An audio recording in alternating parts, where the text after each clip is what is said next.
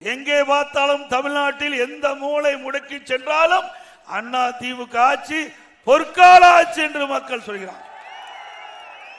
அந்த அளவுக்கு 10 ஆண்டு அனைத்து இந்திய அண்ணா திராவிட முன்னேற்ற கழக ஆட்சி நாட்டு மக்களுக்கு நல்ல திட்டங்களை கொண்டு வந்து நாட்டு மக்களுடைய அன்பை பெற்ற கட்சி அண்ணா திமுக கட்சி.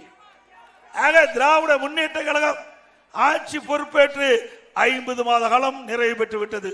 இந்த 50 மாத காலத்திலே மக்களிடத்திலே மிகப்பெரிய எதிர்ப்பை அவர்கள் சம்பாதித்திருக்கின்றார்கள். எங்கே பார்த்தாலும் சட்ட ஒழுங்கு சீர்குலைவு, எங்கே பார்த்தாலும் போதை ஆசாமிகளால் கொலை, கொள்ளை, திருட்டு, வழிப்பறி, பாலியல் வன்கொடுமை நடக்காத நாளே இல்லை. அப்படிப்பட்ட அவல ஆட்சி திராவிட முன்னேற்ற கழக ஆட்சி என்று மக்கள் பரவலாக பேசப்படுகிறது. எல்லா தொலைக்காட்சியும் சரி, இன்றைக்கு பத்திரிகையிலும் சரி, தினந்தோறும் பார்ப்பதெல்லாம் இந்த செய்தி தான். மக்கள் அதிர்ந்து போயிருக்கிறார்கள். எப்பொழுது தேர்தல் வரும் என்று எதிர்நோக்கி காத்துக் கொண்டிருக்கிறார்கள்.